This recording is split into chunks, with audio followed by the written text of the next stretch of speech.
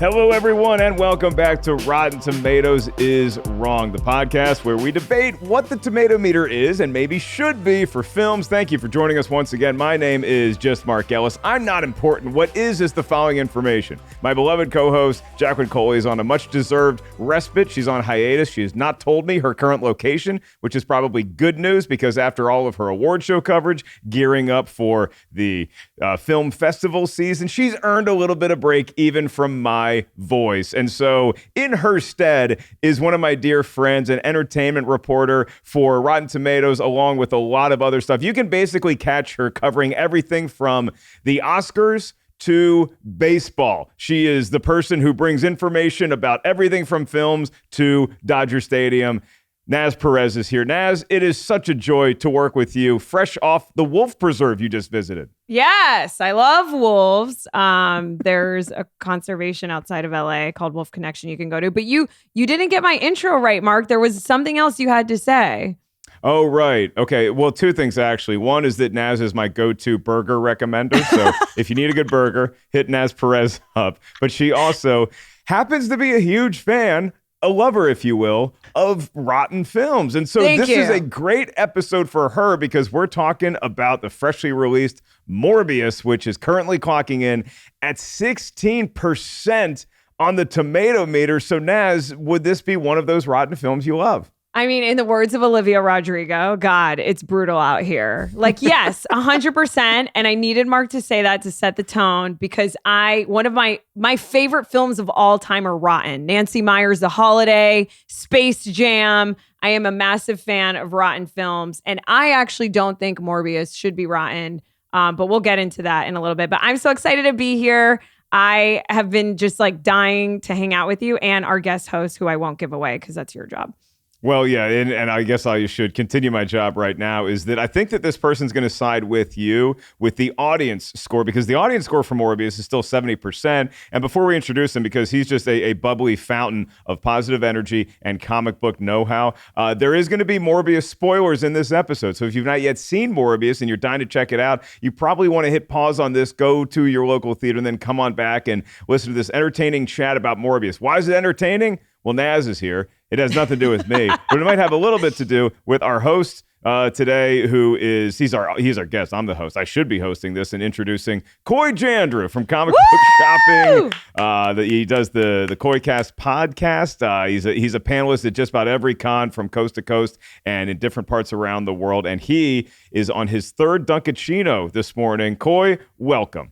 You know what's funny? I put down my Dunkachino to grab the mic, and if that isn't a metaphor for today, I don't know what is. I also have to be full disclosure. I did present this film for Sony, and I want people to know I saw this movie before I presented it for Sony. So all these opinions are mine because I genuinely had a great time in this movie. But I'm ready for those comments. I'm ready for you to be like, oh, Sony shill presented. No. I had a great time separate and then happened to yell it loudly enough Sony heard. Oh my God, somebody order me a Dunkachino. This is going to be the best conversation ever. I literally left a comment on Rotten Tomatoes' post about this.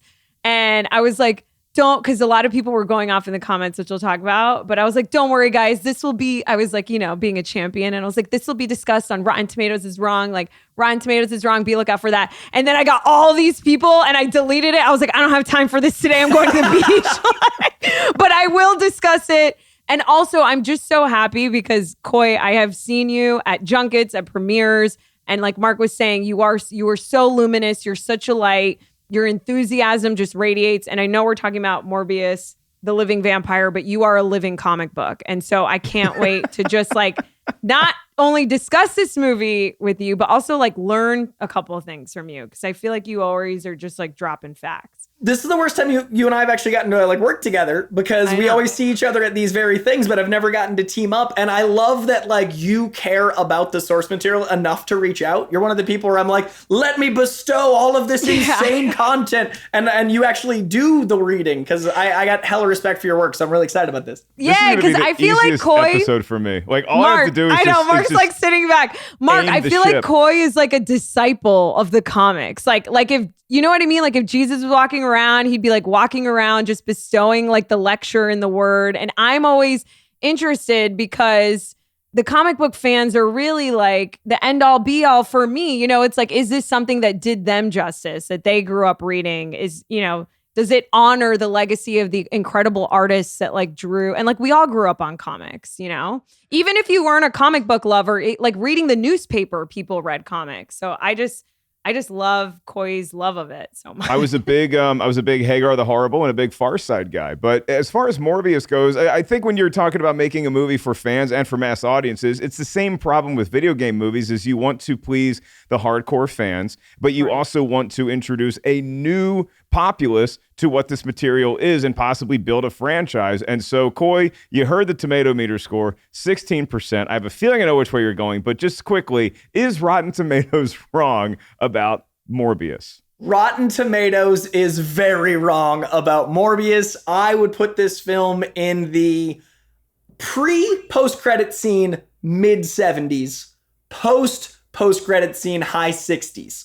I'm going to separate the two because they're two very different experiences, but I do feel like it's a full letter grade drop after a couple scenes. But I would put this as, this is just below a B movie. It's a C movie for me. It's certainly passed. I want to see more of it. I think that if people went in wanting Lost Boys meets Venom, they would have had a way better time than, hey, why is that guy in this trailer that's second build on IMDb? What's going on here? And that's why that full letter grade dropped, because that was some shenanigans. It's a isolated movie. It's supposed to be like the Universal monster movies in the 40s, 50s, and 60s, but for the Sony Universal Marvel characters, which are all a spookier, more science-based take on these Spider-Man villains. That's the movie they accomplished. Then you could tell they pulled a lot out of it, put a lot into it.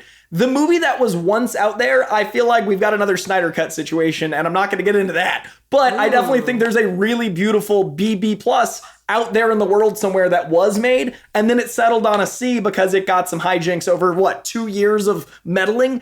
But at the end of the day, what they made was a Morbius the Living Vampire movie, a character that I never thought would see the screen, a character that made his heyday in a cartoon where they couldn't punch people, so he had suckers on his hands, a character that was originally supposed to be at the end of Blade 1. There's a cut scene when they're on the roof of Blade where they look up and Morbius is in the background. This character... No way! I didn't know that. See, we're learning so much already. This is why you have Koi on the show. I mean, I do want to ask you about how Blade might factor into this franchise if we get a franchise. But before any of that, I also have a theory on the post-credit scene we'll get to. Naz, let's quickly get your take. Is Rotten Tomatoes right or wrong? Are you siding with your new best friend, Koi Jandreau? Yeah, I mean, Rotten Tomatoes is absolutely wrong. I thought this was a perfectly fine film. I didn't think it was like as memorable as people maybe want it to be, but it's definitely not, I need my money back, walk out of the theater rotten. It reminded me of like a 2000 sort of superhero movie. I'm with the audience on this one, 70%. I love Jared Leto as a vampire. I mean, the man's 50 years old. He's aging like a fine wine. He's like the most actual vampire we have walking on this rock in space. I love him in transformations. I think it's always just so enticing for me to, see him lose weight, gain weight, the contortionist walking, the horror element. He actually stayed in a wheelchair while he was going to the bathroom to stay in character. Like, I love that about Jared Leto. I also love how it was a little bit campy. Like, Matt Smith was giving me like a Munsters vibe. I don't know if you guys know this about me, but I love fashion, which is another reason I'm a huge fan of Jared. Because he's a huge face for Gucci. And like, I don't know, it was a little campy, which I thought was actually quite fitting for who he is as a person. I love that it was dark and the visuals. I just love vampires. So hot vampire romance is just always entertaining for me.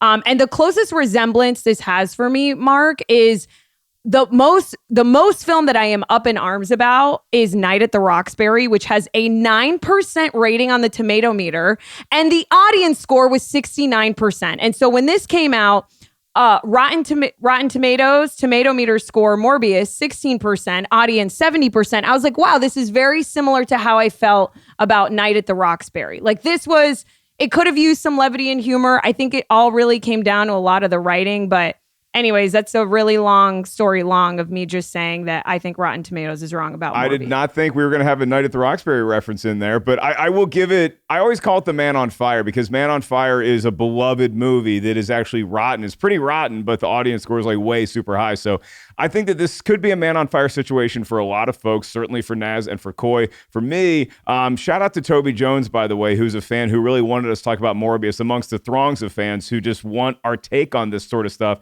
So So I saw the movie. I think Rotten Tomatoes is wrong with 16%. I ain't getting it to fresh. I cannot get it to fresh. I'm going to give a shout out because I had some fun on Twitter last night to Tim Smith and Damron. I said, if y'all can guess my exact Tomatometer score, what I think this movie is, then I will give you a shout out on the podcast. So Tim Smith and Damron nailed it. They both said 52%. Peggy Gubbins, oh so close, saying 50.51%, which is 51.50%. So here's the thing is that we're going to get into all this stuff about Morbius, is why a lot of people maybe felt it was that rotten, but also our take on Morbius. That's what you're here for, is for why we think Morbius is being disserved possibly by the Tomatometer. So we're going to get into that with Movie Talk. But first up, it's 2 minutes with Tim, our expert review curation manager. He's going to tell us what the critics were saying at the time of this film's release, which was just yonder. So Tim, take it away. 2 minutes with Tim. Every once in a while, I feel like it's a good idea to give a quick overview of the Tomatometer and how it works. The Tomatometer is a percentage of professional critics that gave a film or TV show a positive review. It isn't a grade on a scale of 0 to 100. I bring this up because when I meet new people and I tell them I work at Rotten Tomatoes, they'll often say, oh, so you watch all the movies and then give them a score. And then I'll have to tell them that we aggregate reviews from hundreds of critics and publications from around the world, all of whom are independent entities and none of whom are under our employ. We also cull from the same pool of professional critics every week, so we don't pick and choose which reviews to add for specific movies. Let me demonstrate how this works. At the time of this recording, Morbius is rotten at 16% on the Tomatometer with 194 reviews. That means out of those 194 reviews by professional critics, 32 are positive, which results in a score of 16%. It does not mean that we at Rotten Tomatoes gave it a grade of 16 on a scale of 0 to 100. Morbius also has an audience score of 70%. And here I would like to make the caveat that Morbius has only been out for a couple days, so as more critics and audience members see it, the respective Tomatometer and audience scores are likely to shift over the course of weeks and sometimes even years. So back to Morbius. What did the critics have to say? In a rotten review, George M. Thomas of the Akron Beacon Journal wrote, Morbius, despite the best efforts of its cast, suffers from a number of problems. It's not a Marvel film showing its A game. At its absolute best, it's pedestrian and lacks scope. At its worst, it is unintentionally silly. However, in a fresh review, Manola Dargis of the New York Times wrote, while most of it is as predictably familiar as expected, it does something unusual for a movie like this. It entertains you rather than bludgeons you into submission. The Rotten Tomatoes critics' consensus reads, cursed with uninspired effects, rote performances, and a borderline nonsensical story, this dreary mess is a vain attempt to make Morbius happen. So that's Morbius and a long-winded refresher on the Tomatometer. Mark? Naz? Normally I would make some kind of wacky vampire pun, but I think I used them all up when we covered Blade a while back. So I'm just going to say I hope you're well, and I haven't seen you folks in a while, and I miss you, and I can't wait to hear you sink your teeth into a oh man, I just did it. I'm so sorry.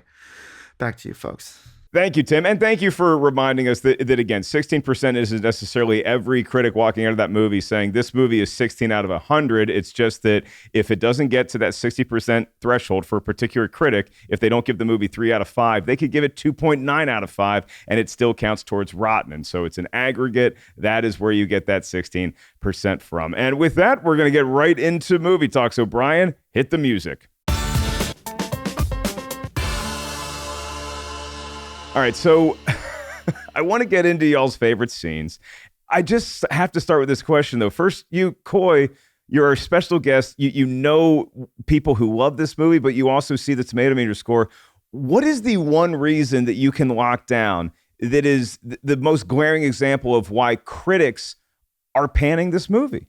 Because we live in an age of very, very similar movies being successful, and this is not amongst those movies. I have been on this show a number of times to talk about Marvel films. I'm known as a comic book expert, but since Marvel has more movies than other studios, people see me as the Marvel guy. I tend to like Marvel, but I also like DC, I like Image, I like other things. But what's happened with Marvel is the movies that are owned by Marvel are part of one giant serialized, more akin to a TV show than movie series at this point. The sheer volume of hours, the stylized way they come out every 3 months, that's more akin to what we'd consider traditionally television. So in that universe, you have to have a lot of similarities. That's its strength. And that is the beautiful thing about the MCU, is that even things like Eternals which couldn't be more different than, say, Shang-Chi or Black Widow that came out right before it, you can still watch all of these movies and go, oh, this is all a shared thing, even though sometimes I want a baked potato, sometimes I want French fries, they're still potatoes. The MCU has made this incredible potato medley that you can have the versatility of potatoes represented on the screen with your characters.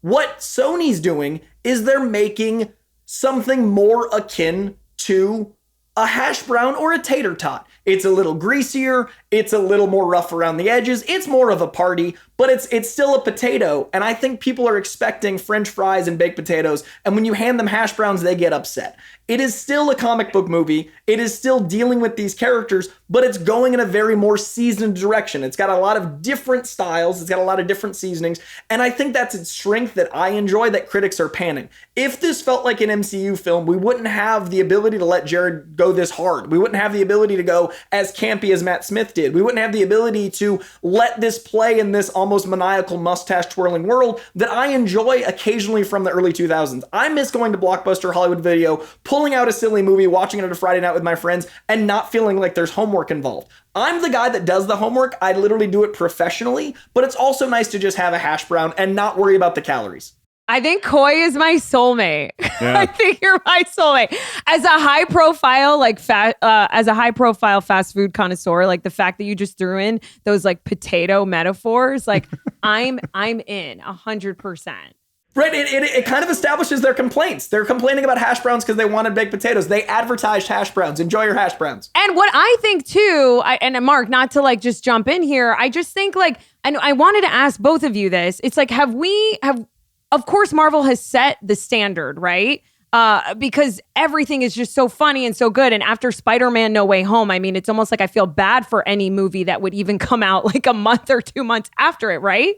But it's almost like, it's like, is that what we expect from every single superhero movie now, like forever and always? And I agree. It's like, I want variety. I want different things. I think the critics were panning it, Mark, because I actually pulled some things that some critics said. Kevin A. Ranson from moviecrypt.com said, we know where it's been. We know where it's going. There's zero emotional impact when we get there without a hint of denouement. So I wanted to ask you guys about emotional impact. Maybe that's why I think critics felt like it was just very predictable. And then another one said, although Dracula has long represented the outsider, Morbius spends the whole film trying to be more normal, which I think opens up a broader conversation of Morbius isn't a superhero. He's not a villain. He's somewhere in the middle. And maybe people are just confused by that. Maybe we live in this black and white world where people just want to know what it is. And on top of that, it's an origin story too. Like I was screenshotting some of the comments. R.I. Exter05 on Rotten Tomatoes left a comment and they on Instagram and said, I thought it was good. I assumed people were expecting a lot, but then again, it's an origin story. And like you said, Coy, people don't know Morbius. This is a character that you didn't even think was going to hit screens. And I think it had a lot going against it when you think of something like Venom, which most people who didn't even grow up reading comics knew, like they've heard the name Venom before. I think there's more connective tissue with Venom into Spider-Man. And so, especially with like Spider-Man No Way Home, it was, Naz makes a great point. It was such a huge grand slam out of the stadium that everybody seemed to celebrate. But I will say, I don't think Morbius is a better movie than No Way Home. In no way am I saying that. I think that The Eternals is a better movie than Morbius. But I do appreciate that there are comic book movies out there that we can just walk in, not knowing anything, get a nice, clean origin story, and leave. If we're continuing the potato comparison, I just feel like this was a hash brown that had a lot of seasoning on it. And sometimes you get those hash browns at the bottom that are just deep fry, and there's no real potato left in there, which, again, I'm still eating it. But yeah. I agree with the criticism that there wasn't a lot of guessing. It felt like a pretty predictable ride that we were on. There wasn't a whole lot of emotional impact for me. There's a little bit, but not a whole lot of emotional impact for me. And so I enjoyed the story surface level. I like the Jekyll and Hyde nutty professor aspect of this, but I felt like as the movie went on, it started to leave me feeling like I was stuck in second gear. What's the scene for you, Coy? And then you, Naz, that you're like, this is why this is a better movie than people are giving it credit for. Is there one scene that stands out in particular? I really love the cat and mouse scene with Audrea and Matt. Adria Arjona, incredibly bringing both like medical jargon, empathy, and a relationship, having a foundation for this film. Like I know her from 6 Underground and you know the what was it, 6 Below, 13 Underground. She did 2 movies with numbers in them, and like she's an incredible force in these ensembles. But this is the first time I feel like I got to connect with her with both Matt and Jared. Like she was the kind of crux of that weird not even bromance. They kind of have like this brotherhood, and then her relationship with Jared, I bought to such a level that when Matt was playing with his food, I loved that I was worried about her. I loved that Matt was enjoying the hell out of those shoulder pads. Like, I felt like it was very much that Michael from Lost Boys. And I also felt like Matt knew what movie he was in because he was chanting Michael, he was playing with his food, he was being a vampire, and all of it felt like reading the 70s supernatural Bronze Age comics this is inspired by. In the 60s, you have the Silver Age of comic books, which is a lot more science-based, and golly gee whiz, Mary Jane, Gwen Stacy going to college. Like, it's a lot more like, shucks, Mr. J, that all plays. But then the 70s happen, and the movies start to get darker, so the comics start to get more spooky and supernatural, and they start to play with those elements. Those scenes felt like comic books from the era where you have Marvel literally publishing Tomb of Dracula next to Morbius and Blade, next to all of these Midnight Suns. And to me, having a character play with his food with a character we are invested in because Audrey had such a good job, and Matt with that glee, all of that is what I want to see more of in a sequel. All of that is what I want to see more of from a world of living vampires. And I think it really played with the stylized action choices, with that wispy, contorty colors. All of that worked for me in that sequence. I love that you said that too. Yeah, because, well, I was going to say all the romance scenes, and I love that you gave her flowers because she did ground it. She did ground this like supernatural, spooky, like weird. It's like a vampire, you know what I mean? Meets like superhero flying through the air. Like it's all super, it's weird. And she totally grounded it. And I bought their romance more than I've bought some of Batman's romances in live action films. Like I agreed that was my favorite. But if I obviously like, you know, when he sucks the blood out of her and like the blood falls on her, I was like, oh my God, that's so hot. But also Matt Smith like staring at them was like so creepy and like funny to me. I'm like, this is so creepy weird. I love this so much.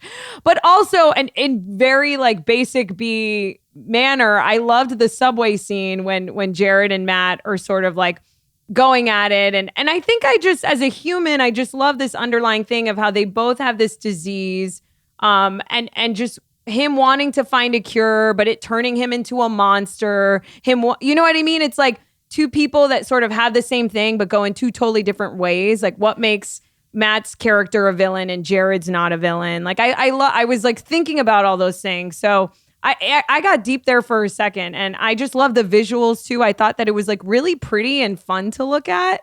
Also, him being a doctor, he swore a Hippocratic oath. So he swore a Hippocratic oath to save, and then his thirst is making him want to kill. I love the Jacqueline Hyde being with a side of like him being a doctor ups the Jacqueline the Hyde to be like, I literally save people and I'm drawn to kill. Matt did not swear that oath, and I like that Ironmonger Iron Man thing you're talking about. There were a few a few transgressions against the Hippocratic oath committed by Dr. Michael Morbius, but I think that was the emotional crux of the film for me. I thought Audrey was great, by the way. I don't think that she had enough to do as the film went on, which was a little disappointing. But the most I felt for any of the characters was, ironically, because if you listen to the show for any period of time, you know, not the biggest fan of children, but when we meet Lucian and when we're new Milo, and then we meet Michael as an older child, and like the bullies that are across the street picking on them, I want to beat the crap out of any bully I see in a movie. I just cannot stand it. So that I really felt that, and I thought that did a great job of setting up the desperation that Dr. Morbius is feeling about we're in a race against time because our bodies just aren't going to hold up. My mind is there. I know I'm brilliant. I know I can find a cure for this thing, but I don't know that I can do it ethically in the time that I have left or that my friend has left. And so even though it's going to sound contradictory because I don't like homework, I did love the scientific aspect of this. I love that we're testing, and then you get to that, whether it's the Incredible Hulk, whether it's all these other superheroes who have some sort of genetic experiment, some sort of thing that goes wrong where they're altering DNA. It ain't going to work for you in the way that you think. And so seeing Morbius kind of try to rectify himself and to build himself back up after this transformation and saying, well, can I still do good like this? I really felt that. I felt that was the inner conflict. But from there, I think it was like the movie's like, all right, we're out on this limb pretty far. Let's just go back in and let's have a couple battles, and then let's just resolve itself with some post-credit scenes that can only be described as so clunky. I think that, and this is what I was referencing earlier, I think that those post-credit scenes actually affected a lot of people's overall score of this movie, because we're so toned by audiences now to be like, hey, we saw a good movie, and then we just got our minds blown by some sort of post-credit scene. This was head-scratching. It was confusing. It felt rushed. It felt cheap. It felt everything that you get with me on a first date. So, Coy, what exactly were those post-credit scenes, if you can make any sense of it? Okay, so I consider myself a comic book expert, and I am so trying to rationalize the choice of having the movie. This was supposed to come out before No Way Home, to give it its credit. This was supposed to exist before. It would have made more sense, kind of. But having him transfer into the universe that he's not in and have them be like, it's cool, bro, welcome, get out of prison. And then where did the suit come from? So theoretically, what those are supposed to represent is Adrian Toomes feeling a kinship with Morbius, maybe because they're both scientists, maybe because they're both underdogs, maybe because they're both, have a thing against the man. I can stretch there. But the Sinister Six is a cabal of villains that form to fight Spider-Man. Morbius has not met Spider-Man to our knowledge, unless there's a time jump, which was implied that I missed. And as far as I know, Vulture has not met Michael Morbius. So I don't understand how Homeboys 1 and 2 go like, let's unite about this guy we've not really connected over yet.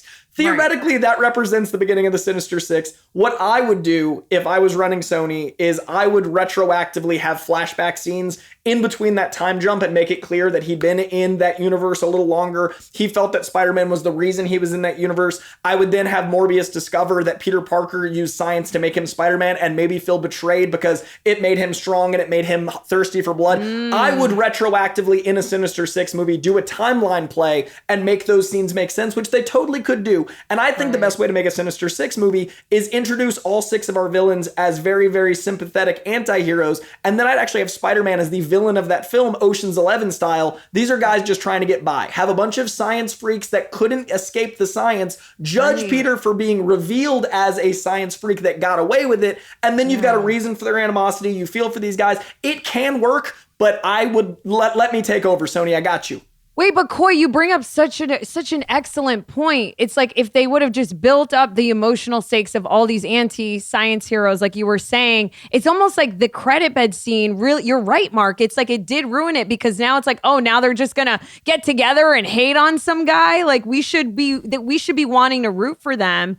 And I think it just posed more confusion than it did excitement. It was 100% no Harry Styles at the end of a film. It was the complete opposite of that. And it felt like you could feel that they weren't in the same room. You could feel it. Like even the eye level, you know what I'm saying? Like it just didn't even feel like it really didn't feel like it was together. It felt like two opposite puzzle pieces. And I think at the risk of, sorry to cut you off, Naz, at the risk of upsetting everyone in the Snyderverse, it felt like that post-credit scene that looked like it was well shot and pulled off in Justice League, but I had no idea what connection it had to anything else. And so I kind of needed somebody to like playbook that for me. And this one, I felt the same way. I mean, when you look at the first post-credit scene, which is Adrian Toomes appearing in this cell where he wasn't before, I could kind of see that as like a hint as to what we might get in No Way Home if this movie had come out first. But don't you have to cut your losses at some point and say, this is not when this movie's being released? So we have to go in a different direction. My struggle with that is that if they hadn't advertised the film with him in it, then one, I think the expectation would have been, hey, let's have a good vampire time. And two, it would have made it less like they were trying to turn their hash brown into a French fry. If you let the hash brown exist as a hash brown, you're not dealing with it being over-seasoned because your expectations are there. So if you don't try to modify the hash brown in post, you enjoy it as a hash brown. It felt like I literally got something that was in an air fryer and then dipped in a fryer. And I was like, whoa, let's not twice bake spaghetti this hash brown. So it was I could have had wet microwavable mashed potatoes. Yeah, and the post-credit scenes were. And the movie wasn't. Exactly, the post-credit scenes, yeah. And that's not fair to the movie because as we talked about with Eternals, I loved Eternals and the post-credit scene, but I can acknowledge that the post-credit scene was what everyone talked about. This is kind of the inverse of that, where I enjoyed the movie, but then the post-credit scene made people like, because we started the movie at one of the screenings where they'd already revealed the Rotten Tomatoes score had already started to roll out, and I could tell the audience pre-movie was a little tepid. By the end, people were clapping and cheering, and then by the post-credit scenes, it was quiet again. And I was like, I just went on an emotional ride with these people that like could have been a different landing. And sticking the landing is so important in a culture that people have no attention span. They're only going to remember the last 5 minutes of their life. Yeah, we talked about Adria Arjona and how great she was with what she had to do, but that the ending of that sort of storyline also left me cold and confused. And so it was weird that she appears to have died or is just laying there dead. She does get bitten, and I believe a lot of the blood sucked out of her body. And then the last thing we see is her eyes open back up. But that didn't do anything for me other than make me be like, wait, so is she like him now? Is she is that all we get? And that's all we got. And so I was like, you're just going to tease me with that, and there's no payoff there. I felt like maybe you could have given us something in that vein in a post-credit scene, or God forbid, maybe even as the movie ends. That would have been a great post-credit scene, but Mark, I actually got excited by that part when she opened her eyes. I was like, yes. No, yeah, but I thought there was going to be more. Like that's all we got. Well, it's what they're doing to me, and again, this is a net positive for me, even though it's not tonally the times, is that feels very 2000s action movie, both Venom 2 and this, where they had like, we're setting up a monster. Will it come back? We don't know. And I do feel like if Sony grabs someone akin to a Feige to oversee all this, they can put these threads into a quilt. Like there's a lot of threads for a quilt. So I'm not judging the quilt yet, but I'm definitely aware that if these threads don't come back together, I'm going to be upset later. So my concern is the Iron Man 2 problem, where it's like we're rushing to a shared universe without actually enjoying the moment. So weirdly, as far as this movie being, people are saying forgettable, I don't think it's forgettable. My concern is that it opens up too many doors that I don't necessarily know if will be fulfilled, including my favorite two parts of the film, Matt Smith and Adria. I don't feel like I got enough of a bow to feel like I left resolved there. That's really interesting too. It almost feels like we are rushing towards something. Like it's more like, let's give people what they want. And the buildup of what Avengers did and like what MCU did to get to Endgame and Infinity, it does take time. You're right. And I think maybe that's why the credit bed scene feels really off, because it feels like we're jumping ahead when we shouldn't be seeing this yet. And Sinister Six should be a thing, but you shouldn't go like, we have to get to it tomorrow, because then you get certain cuts of other team movies that could have taken a little bit longer to get there. That will not be named out of fear of the comments. It's not just a pandemic that has sort of delayed the Sinister Six thing. I mean, they've had this on the table. They've wanted to do this since before we got Spider-Man back in the MCU. And I mean, now if we're sort of transitioning into like behind the scenes talk, why hasn't that happened yet? This is like Sony. Spider-Man is the biggest thing that Sony has ever had. They've had some big properties. None of them as big as Spider-Man. You know, I love Ghostbusters. None of them are as big as Spider-Man. Why haven't we gotten somebody to oversee all this and start putting that quilt together? Because it's almost like they saw the box office numbers with Venom, which were great, and they said, oh, this is always going to work like this. And then if it ties into something else, great. It just, I don't feel the care with the storytelling and the continuity with the storytelling, because I guarantee you this, if this was an MCU proper film and this was made the way that the other films strictly in the MCU have been made, you never get post-credit scenes that are left head scratching. I think they're looking at the next 2 years, whereas Kevin Feige's looking at the next 10 years. And I think they're reacting to the most recent successes, which is historically accurate. Like, I think it's okay for film studios to go, this worked, let's do another. That's how sequels exist. That's how we get the traditional film universe. But we're not living in a traditional film universe anymore in the comic book sense. You need to be able to look 10 years ahead. You need to be able to look at not your last movie, but your next 10 movies. And I think they need someone like we just talked about, like a Kevin Feige, to oversee all this, because they have the ingredients, but if you bake them wrong, the souffle deflates. And I really, really think that I'm hungry. This is a lot of food metaphors. I'm starving. But I do think that like what they I'm need like to Morbius level, about to eat the next human I see after doing chicken this brains. But like that being said, I do think that what they can do is bring back Garfield as the Venom and Morbius Spider-Man, because it's much more science-based. The film grade and tone looks much more like that world. You keep an older, more quippy Spider-Man that feels like you're not having a vampire punch a child. You let Tom rest a little bit. You let him, him and Zendaya move into their house. You give it a gap. Then you have the college years MCU Spider-Man separate of the adult Andrew Garfield Spider-Man. Introduce Miles to the Garfield Spider-Man. That way you've got an actual mentor. Because right now, if you introduce him to the Tom Spider-Man, it's 2 kids. They're too close in age. You need the mentorship. And then maybe the Sinister Six kills Garfield after a movie of just Garfield, giving us Miles Morales in the Spider-Man universe, giving you the cash cow that Sony could use.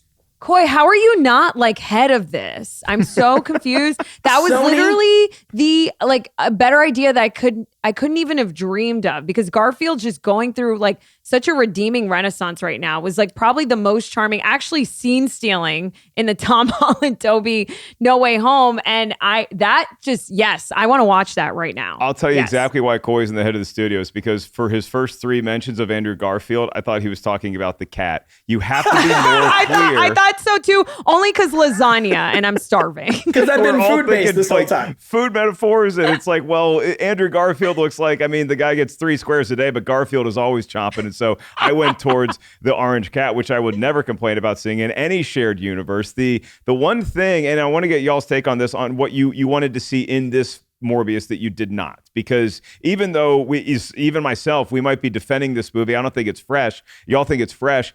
I want to know, what was the one thing that you maybe expected, or maybe you just hoped you saw, whether it was another scene with characters that we had. For me, I might be a dope here. I was expecting some sort of nod or reference or scene with Blade, and I was like, no Blade then yet. Okay, we're going to get these 2 post-credit scenes. We're not going to get a hint of Blade. That one left me sort of scratching my head, Coy.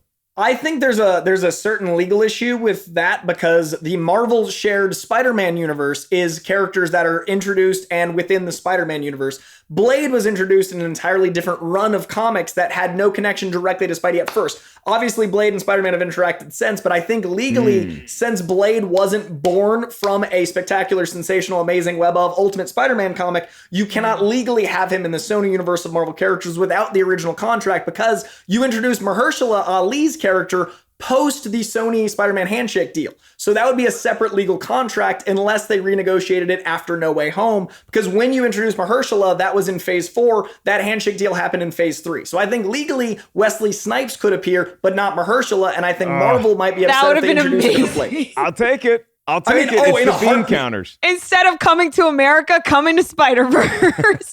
What I would do is the Illuminati in the upcoming Doctor Strange looks like we're getting the Illuminati. I would introduce Wesley Snipes' Blade to give him his flowers, and then have that Blade be the one that deals with in the Morbius universe. Andrew Garfield, Wesley Snipes, keep that in this Morbius Venomverse, and then keep the MCU stuff separate, maybe even killing the Illuminati in the Doctor Strange movie, so that way you feel these separate universes and get to play with them. Sorry to interrupt. You were just dropping straight facts, and you just need to hire an animator to just make all these storylines happen, put them on social media, and we all know how the world works, right? Look what happened with Sonic the Hedgehog. Everyone will be like, yes, make this one, this is what we want. And then they'll just make it, Coy. That's what we have to do. Doesn't matter if it's Sonic's teeth or if it's teeth that we want to see a little longer and more sharper and fangier in movies, that maybe they will listen. But if it's a legal issue, I guess I understand that. As we sort of wind down our chat about Morbius here and our feelings about it, Naz, was there something that you were walking out of the theater and you're like, I wish we got that? I wish this happened? Yeah, I just wanted a little more laughs. For me, it was really in the writing. When I look at the acting, I look at someone like Jared Harris, who is America's grandfather, and I'm like, why didn't he have a fortune cookie line that stuck with me? The greater power, greater responsibility. Jared Harris to be in a superhero movie, come on, give him something give me my sort of, I don't know, a Mr. Miyagi moment that I sort of wanted from him that I feel like I didn't get.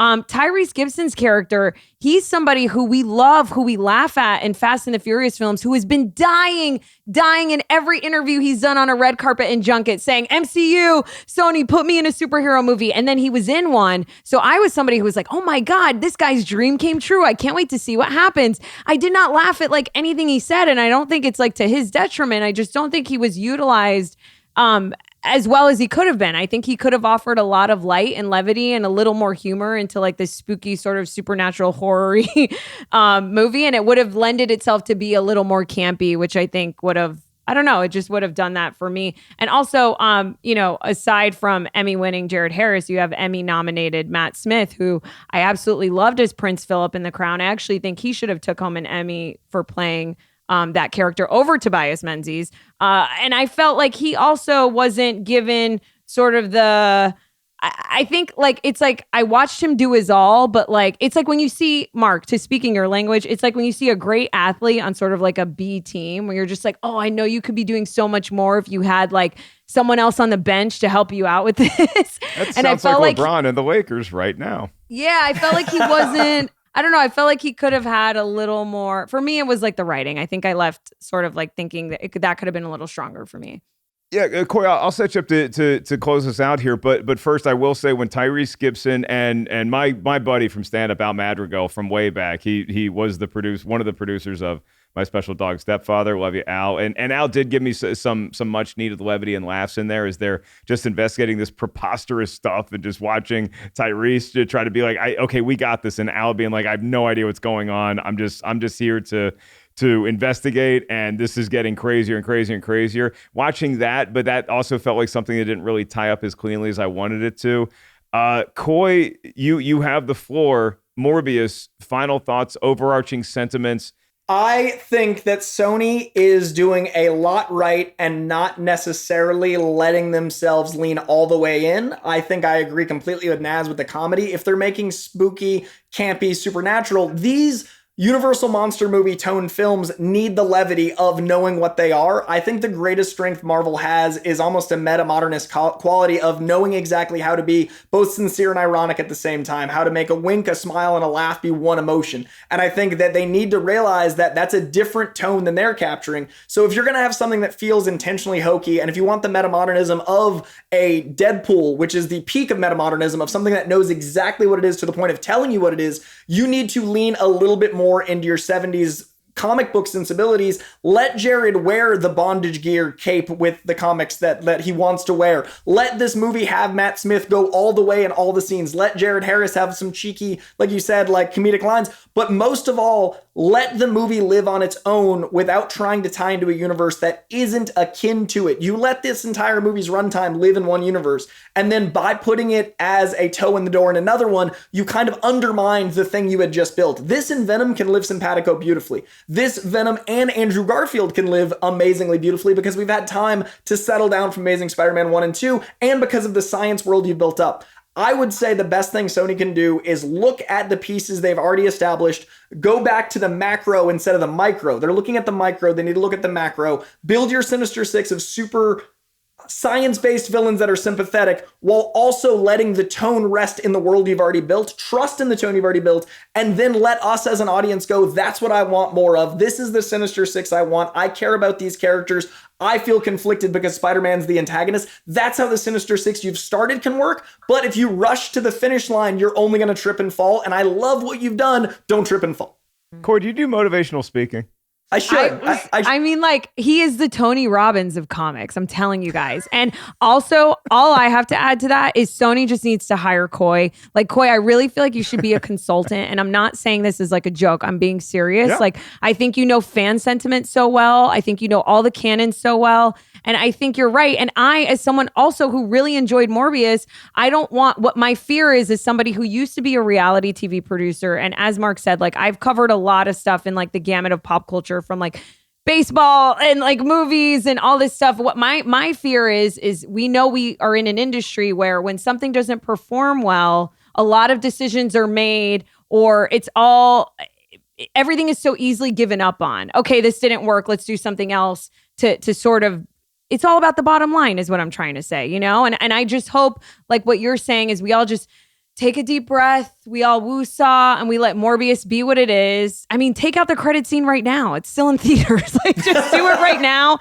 We still have time to save this, and maybe this podcast will make it happen. I don't know. I enjoyed watching it. I enjoyed watching the movie, even though I can't get it to fresh. I enjoyed watching it. I enjoyed shoving popcorn in my mouth, and it left me with a lot of questions, scratched my head at some parts, but ultimately, I feel like Morbius has been underserved by the Tomatometer score, and I know that Coy and Naz, who are making it fresh, feel the same way. So we're doing things a little different now, because first we are unfortunately going to say goodbye to Naz, who has a bunch of meetings and Mark, I can say things. I can say 5 or 10 more minutes if you want me to. It's up to you. Naz can stay 5 or 10 more minutes as she Instacarts potatoes to cook immediately after this. Then we are going to go right to Mailbag. Hit the music.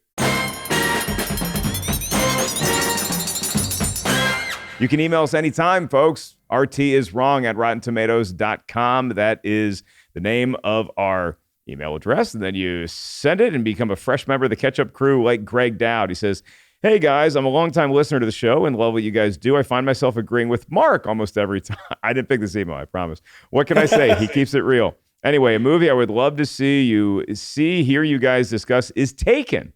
I totally think Rotten Tomatoes is wrong and feel that even the audience score is a bit too low. The fight choreography is amazing along with the pacing, and I feel this movie just connects on all the right levels. Sure, you can tell they didn't have much of a budget to work with, but I think it definitely set the bar that movies like John Wick have launched from. So obviously I love this movie. Take care and keep up the great work. That's from Greg, who's from Moose Jaw, Saskatchewan, Canada. Well, thank you, Greg, for that lovely email, and I would love to talk about the movie Taken. I was blown away by when I saw it back in, 2008, I think it was. Yeah. Taken. It should be certified fresh. Coy, Naz, right? 100%. Oh, yes. I mean, just for the memes that this movie has provided, like people under a bed, you cannot not think of Taken when you are like playing hide and seek and you're under a mattress.